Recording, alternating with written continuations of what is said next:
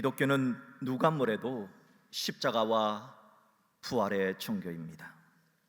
하지만 교회를 다니시는 분들 중에 십자가는 믿겠는데, 십자가는 믿어지는데 부활은 믿지 못하겠다 하는 분들이 있습니다. 하나님은 부활을 믿지 못하는 자들을 위해서 오늘 고린도전서 15장을 기록하게 하셨습니다. 저는 오늘 부활의 장이라고 불려지는 고린도전서 15장의 말씀을 통해서 우리 모두가 부활은 충분히 믿을 수 있는 역사적 사실인지, 또 부활은 반드시 믿어야만 되는 진리인지, 그리고 반복되어지는 이 평범한 일상 속에서 부활의 진리를 어떻게 실천하고 살아가야 하는지 하는 이것을 살펴보면서 여러분과 함께 은혜를 나누고자 합니다. 먼저 첫째 우리가 살펴볼 것은 부활은 과연 충분히 믿을 수 있는 역사적 사실인가 하는 겁니다. 예, 부활은 과연 충분히 믿을 수 있는 역사적 사실, 역사적 팩트가 맞습니다. 예수님 당시에도 부활을 믿지 않은 사람들이 있었습니다. 그 사람들은 바로 사두개파 사람들입니다. 이 사두개파 사람들은 하나님을 믿고 신앙생활을 하지만 부활은 믿지 않았던 사람들입니다. 사두개파 사람들의 논리는 이렇습니다. 하나님을 믿고 현실에서만 잘 먹고 잘 살면 그것으로 족하다 하는 겁니다. 그래서 그들은 권력자들과 야합을 하며 이권을 챙기며 특권을 누렸습니다. 이 세상에서만 잘 먹고 잘 살면 이것이 하나님의 축복이라 생각했던 것이지요. 그래서 헬라 제국이 통치할 때는 친헬라주의자가 되어서 현세의 복을 누리고, 또 로마 제국이 통치했을 때는 친로마주의자가 되어서 현세의 복을 누리며 살았습니다. 그렇기에 그들은 죽음 이후에는 관심이 없었습니다. 왜냐? 죽음 이후에 부활이 있으면 부활해서 로마 제국의 앞잡이 노릇하며 얻은 권력과 돈이 떳떳하지 못하거든요. 나라를 팔아먹은 이완용같이 매국노가 되어서 하나님께 심판받을 게 뻔하거든요. 그러니까 사두개인들에게는 부활이 없어야 마음이 홀가분하고 편해지는 거지요. 그러니까 부활을 인정하지 않는 겁니다. 이렇게 사두개파 사람들은 이 땅에서만 잘 먹고 잘 살면 된다, 그렇게 믿어서 불의인 줄 알면서도 권세자들과 하나가 되어 죄의식도 없이 이 땅에서 복을 누리며 살아왔는데, 예수님은 자꾸만 이 땅 이야기는 안 하시고 저 하늘 이야기를 자꾸 하시거든요. 죽음 이후에 세계가 있단다, 하늘의 부모를 사하라, 이렇게 말씀을 하십니다. 마태복음 6장 20절을 보십시오. 예수님이 말씀하십니다. 오직 너희를 위해서 하는 말이다. 보물을 하늘에 쌓아두라. 예수님의 말씀은 사두개파의 정신과는 정반대의 말씀입니다. 더욱이 심판에 대해서 예수님이 말씀하실 때 사두개인들은 분노하고 경노하게 됩니다. 요한복음 5장 29절의 말씀입니다. 선한 일을 행한 자는 생명의 부활로, 악한 일을 행한 자는 심판의 부활로 나오리라.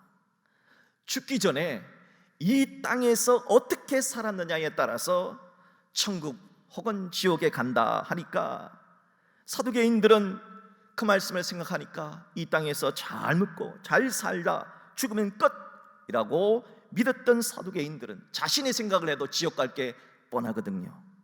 그래서 마가복음 12장에 보면은 이 분노한 사두개파 사람들이 정말 영구의 영구를 거듭해서 나를 갈아서 어느 날 예수님을 책잡으려고 부활에 대한 하나의 질문을 가지고 예수님을 찾아오게 됩니다. 소위 성경 박사라고 불려지던 이 사두개인들이 들고 나온 부활 논쟁은 아주 유치하기가 짝이 없는 궤변이었습니다. 그들이 들고 나온 궤변은 이렇습니다. 당시 이스라엘에는 계대 결혼이라 하는 문화가 있었는데요, 이 계대 결혼이라는 것이 바로 이런 겁니다. 7 형제가 있었는데 제일 큰 형이 자녀가 없이 죽자 그 가문의 재산과 그 가문의 대를 잇기 위해서 첫 번째 형수가 둘째에게 결혼을 한 겁니다. 그런데 둘째도 또 자녀가 없이 죽어서 셋째와 결혼을 한 겁니다. 그런데 또 셋째가 자녀가 없이 죽어서 넷째와 결혼을 합니다. 그렇게 해서 다섯째, 여섯째, 일곱째와 결혼했는데 일곱째까지 모두 죽고 그 여인도 죽게 되었습니다. 그렇게 모두 죽은 자들이 부활을 하게 되면은 첫 번째부터 일곱 번째 형제 가운데 그 여인은 누구의 아내가 되겠느냐 하는 질문을 가지고 예수님을 겁박했던 겁니다. 사두개인들은 만약 부활이 있다면 일곱 형제가 저마다 저 여인은 내 아내예요, 아니 형님 제 아내입니다, 동생 내 아내라니까 하면서 주장을 할 테니까 하나님이 얼마나 골치가 아프겠냐는 거죠. 그렇다 해서 솔로몬의 재판처럼 그 여인은 7분의 1족씩 나누어서 나눌 수도 없는 이런 모순을 초래하니까 부활이 없는 것이 하나님 편에서 훨씬 좋지 않느냐 하는 주장을 펼친 겁니다. 예수님은 성경 박사라고 하는 사람들이 만들어낸 유치하기 짝이 없는 궤변을 들으시고 사두개인들에게 이렇게 말씀하셨습니다. 너희가 성경도 하나님의 능력도 알지 못함으로 오해함이 아니냐. 너희들 제대로 성경에 대해서 모르는구나 말씀을 하셨습니다. 부활 때는 사람이 죽었을 때의 그 상태로 다시 부활하는 것이 아니라는 겁니다.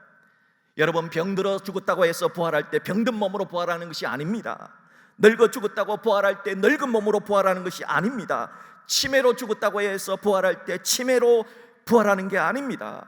장애인으로 죽었다고 해서, 교통사고로 죽었다 해서 부활할 때 장애인으로 교통사고 난 채로 부활하는 게 아닙니다. 부활할 때는 죽었을 때와 다른 몸, 천사 같은 몸으로 부활하게 된다 하는 겁니다.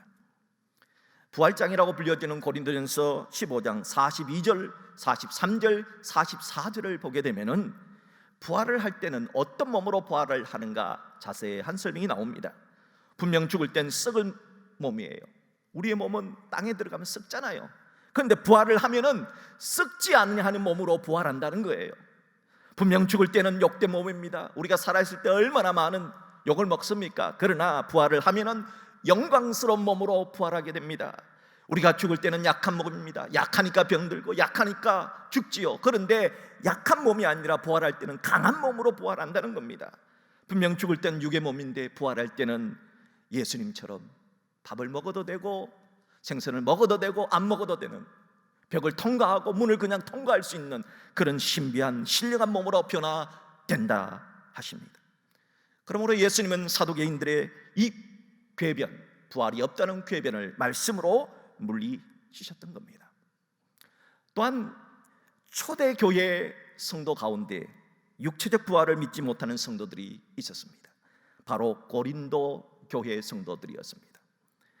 그 당시 고린도는 그리스, 즉 헬라 철학의 영향을 많이 받았는데요, 이 헬라 철학의 영향을 많이 받은 사람, 특별히 스토아 철학의 영향을 많이 받았던 사람들이 육체적인 부활을 믿지를 못했습니다.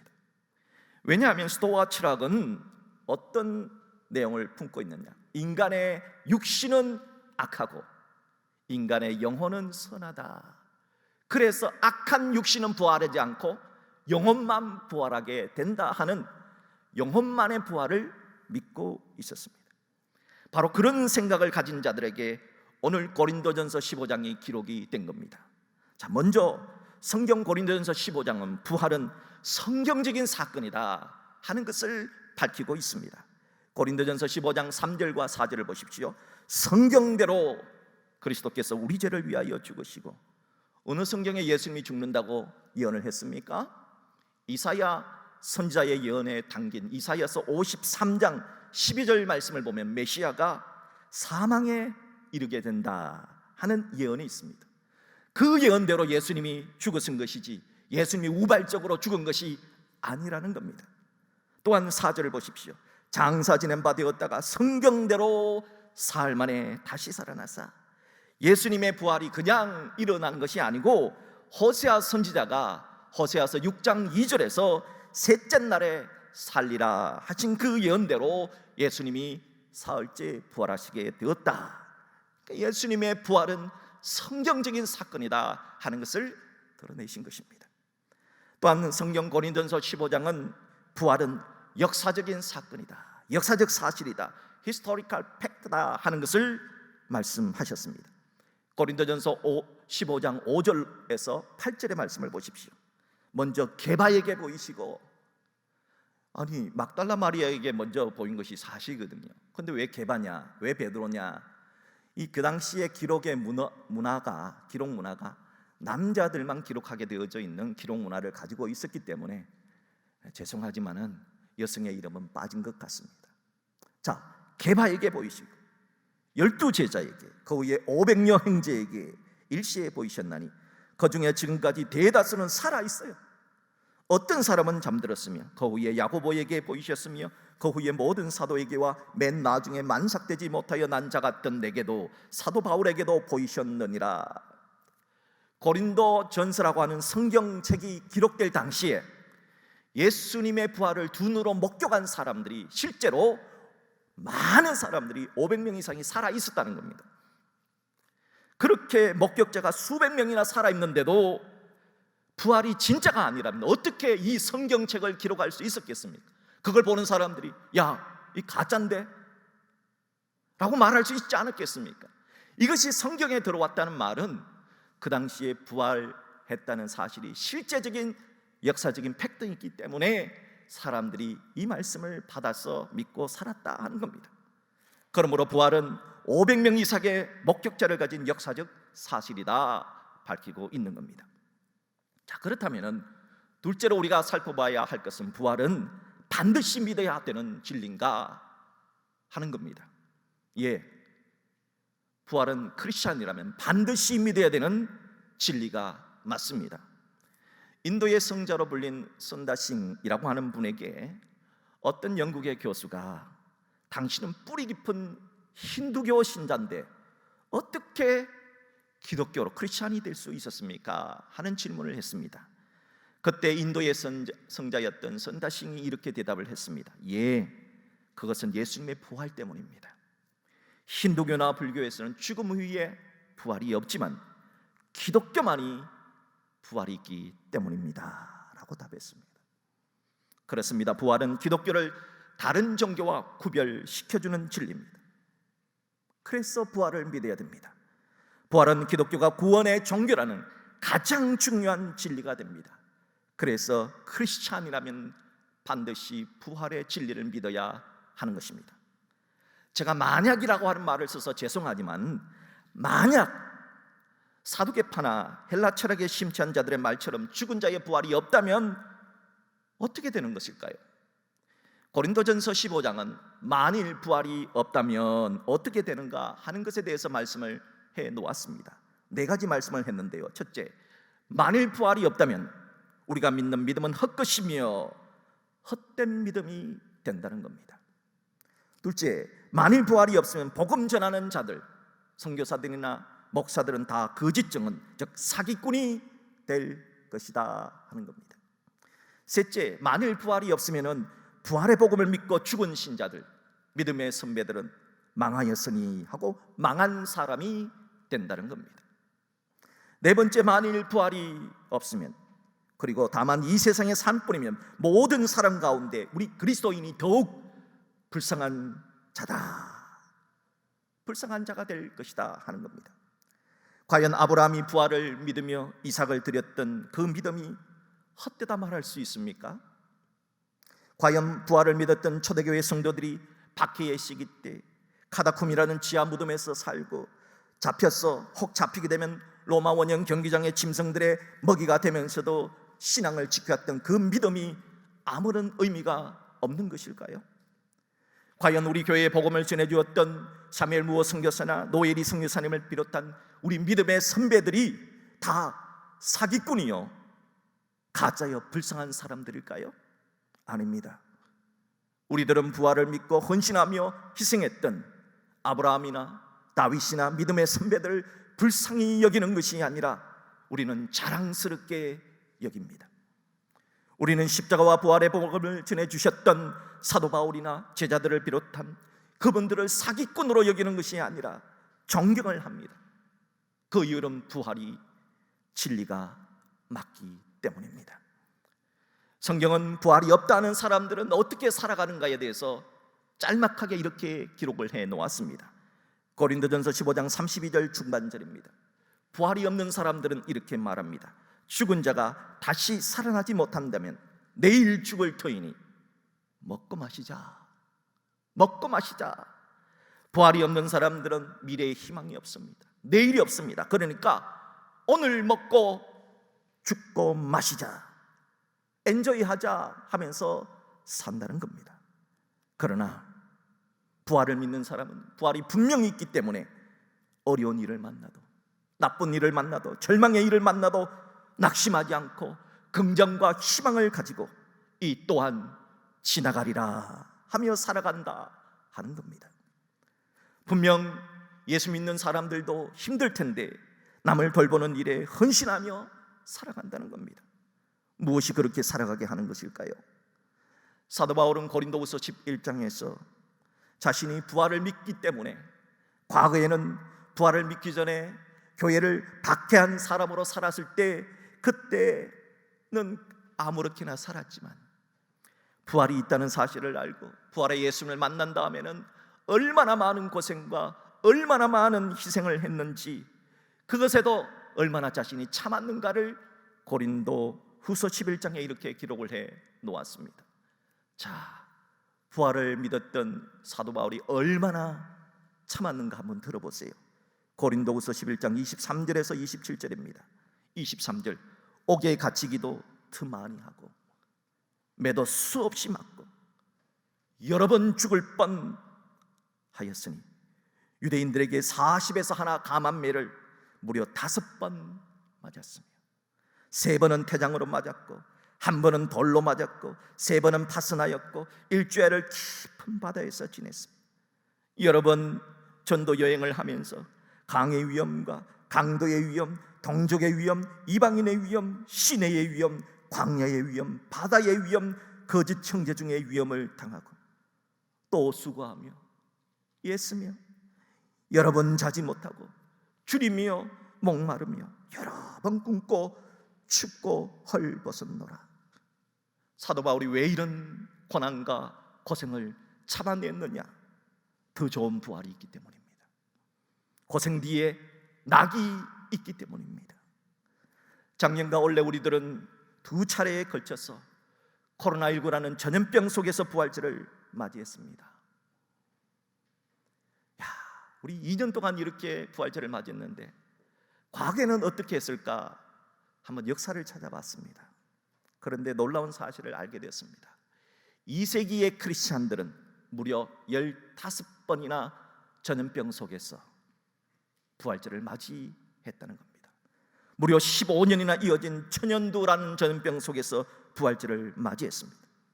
3세기의 크리스찬들은 무려 13번이나 13년이나 이어지는 홍역이라는 전염병 속에서 부활절을 맞이했습니다. 과연 그때 크리스찬들은 그 전염병 상황 속에서 부활절을 어떻게 지켰을까? 그 당시의 기록을 보면은 이렇게 되어져 있습니다. 타종교의 사제들과 고위층 관리나 부자들은 안전한 곳으로 피신을 했다. 하지만 당시 기독교인들은 몸을 사리지 않고 때로는 위험을 무릅쓰고 아픈 자를 보살폈고 그들을 섬겼다. 또 어떤 이들은 환자로부터 병이 감염이 되자 그 아픔을 받아들이고 고통을 감내하며 죽음을 맞이했다. 당시 사람들은 이런 그리스도인들을 향해 별명을 하나 붙여줬습니다. 위험을 무릅쓰는 자들, 파라볼라노이라고 하는 별명을 붙여줬답니다. 왜 2세기, 3세기 크리스찬들은 위험을 무릅쓰는 자들로 불리며 이렇게까지 할 수가 있었을까요? 부활에 대한 절대 믿음과 절대 확신 때문이었습니다. 그래서 고린도전서 15장 33절은 부활이 없다는 사람들의 말에 속지 말아라, 속지 말아라, 속지 말아라. 악한 동무들은 선한 행실을 더럽힌다, 그렇게 말씀하고 있었던 겁니다.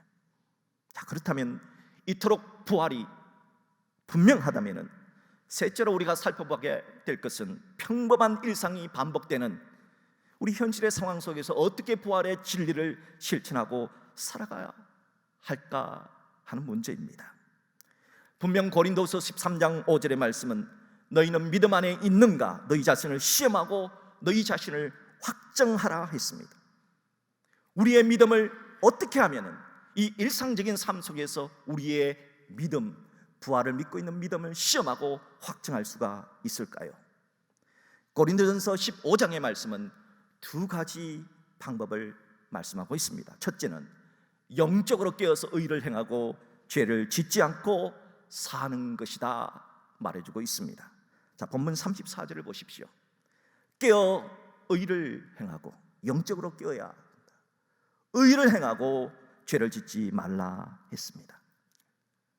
만약에 우리들이 지금 2차 세계대전 속에 있고 우리들이 독일 군들에 의해서 죽음의 수용소라고 불려졌던 아우슈비츠 수용소에 갇혀 있다면 우리 충분히 절망할 수 있고 충분히 낙심할 수도 있잖아요.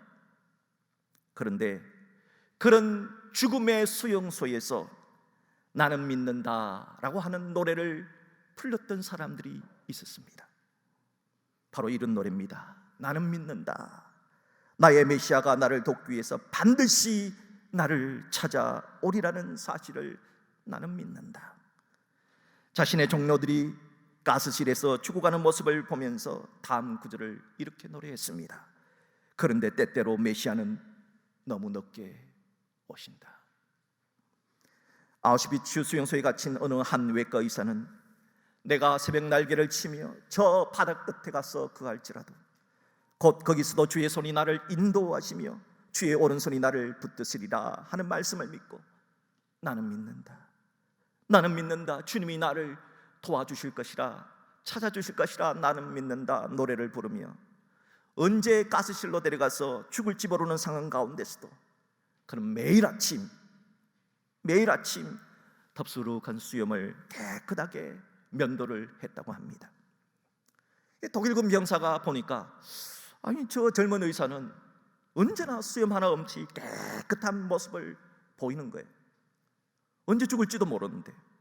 그런데 독일군 병사는 그 사람을 볼 때마다 차마 그를 가스실로 데려갈 수가 없었다 그렇게 말합니다. 그리고 세계 2차 대전이 끝났고 그 의사는 아름다운 일기를 세상에 공개를 했습니다. 고통 속에서 죽음을 택하는 것은 가장 쉬운 방법이다. 가장 나태한 방법이다. 그러나 죽음 앞에서 살아보려는 부활의 의지, 이것이 새로운 창조이다 했습니다.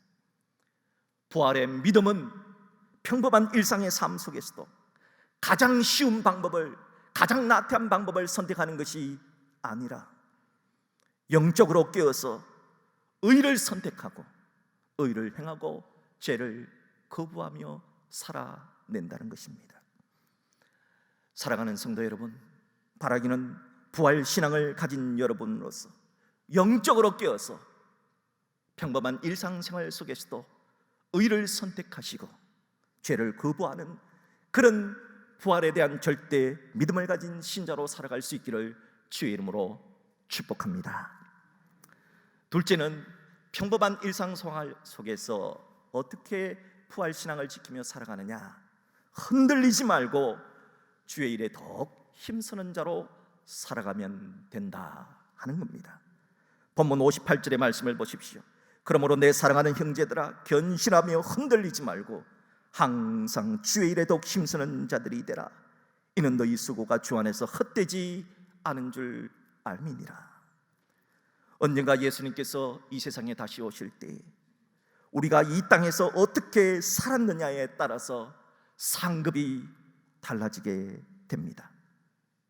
사도 베드로나 사도 바울같이 주님을 위해 모든 것을 버리시고 순교하신 분과 우리들이 부활할 때 주님으로부터 받을 상급은 당연히 다르겠지요. 따라서 지금 내가 살아가는 삶이, 현재의 삶이 부활 때 받게 될 상급을 결정하는 겁니다. 그러므로 성경은 부활 신앙에 대해서는 절대 흔들리지 말고 주의 일에 지금보다 조금 더 힘쓰는 자들이 되라 말씀하십니다. 그렇게 삶을 살았던 한 사람의 이야기가 있습니다. 평범한 일상생활 속에서도 남들보다 조금 더 수고함으로 성자가 되었던 성자 로렌스라고 하는 사람이 쓴 책, 하나님의 임재 연습이다 하는 그 책에 이런 이야기가 나옵니다. 성자 로렌스는 지금으로부터 400년 전에 프랑스 사람이었는데요, 성자가 되었습니다. 이 사람은 30년 전쟁에서 부상을 입고 전쟁을 마치고 회계사 사무실에서 일을 했는데 제대로 일을 하지 못해서 얼치기다 하는 별명을 얻게 되었답니다. 그런 얼치기였던 로렌스가 50살의 늦은 나이에 수도원에 들어갔고 평생을 부엌에서 밥을 하고 평생을 그릇을 닦는 그런 허드렛 일을 하면서도 성자가 되었습니다. 그래서 그를 부엌의 성자 또는 주방의 성자라고 부릅니다. 다른 수도사들은 철저하게 구별된 시간, 묵상 시간, 말씀을 암송하는 시간을 통해서도 성자가 되지를 못했는데, 아니 로렌스라는 사람은 어떻게 주방에서 밥하고 빨래하고 설거지하면서도 하나님의 임재를 경험하고 성자가 되었을까? 많은 사람들이 궁금해서 그에게 찾아가서 비법을 물었습니다. 비결을 물었습니다. 어떻게 네가 성자가 되었느냐? 그때 로렌스가, 주방의 성자 로렌스가 자신이 보내준 편지에 그 비결을 이렇게 말해 주었습니다. 주방의 성자 로렌스 형제가 보낸 편지의 내용입니다. 하나님을 홀로 계시게 하지 마십시오. 사람들은 자기를 찾아온 친구를 홀로 두는 것을 무례한 일이라고 생각합니다. 그런데 왜 하나님은 그래도 된다고 생각합니까? 그러므로 하나님을 잊지 마시고 자주자주 그분에 대해서 생각하고 계속 그분을 찬양하고 하나님과 함께 살고 하나님과 함께 죽으십시오. 이것이 그리스도인인 우리가 해야 할 가장 영광스러운 일입니다. 한마디로 말해 이것이 우리가 고백하는 신앙입니다. 이것을 모른다면 꼭 배워야 합니다. 부활의 믿음이란 꼭 환난이나 위기가 닥쳐올 때 목숨을 바치고 순교하는 것만이 빛나는 것이 아닙니다. 평범한 일상의 삶 속에서도, 부엌에서 일할 때도, 우리가 무료하다고 느끼는 정말 쳇바퀴 도는 반복적인 일상생활 속에서도 하나님이 나와 함께 계심을 믿고 하나님을 찬양하고, 밥을 지을 때도 이 밥을 먹는 자를 축복하소서, 그릇을 씻고 청소를 할 때도 깨끗하게 씻은 그릇처럼, 깨끗하게 청소된 방처럼 이것을 사용하는 자를 깨끗하게 하소서 축복하고 기도하는 사람입니다. 어디에 있든 무엇을 하든 모든 일에 하나님을 홀로 두지 않고 하나님이 나와 함께 동행한다 생각하며 더 자주 하나님을 생각하는 겁니다. 더 자주 하나님을 느끼는 겁니다. 더 자주 하나님과 대화를 하는 겁니다. 이것이 평범한 일상 속에서 부활신앙을 가진 자로 하나님의 임재를 느끼는 방법이요, 성자가 되는 방법이라 하는 겁니다. 만약 이걸 모른다면 여러분의 평범한 삶 속에서 계속해서 책상에 앉아 있을 때도, 부엌에 있을 때도, 또 침실에 누워 있을 때도, 여러 가지 일을 하고 있을 때도 자꾸 하나님을 생각해 보십시오. 지금보다 더 많이 하나님을 생각해 보라 하는 겁니다. 바라기는 코로나로 인해서 반복되어지는 지루한 일상생활 속에서도 부활에 대한 절대 믿음을 가지시고 영적으로 깨어서 의를 선택하시고 죄를 짓지 아니하는 사람이 되십시오. 또 지금보다 조금 더 많이 하나님을 생각하시고, 지금보다 조금 더 하나님을 신뢰하시고, 지금보다 조금 더 주님의 일에 더욱 힘쓰는 자들이 되십시오. 그래야 부활 때 영광스러운 상을 주로부터 받는 우리 모두가 될 수 있기를 주님의 이름으로 축복합니다.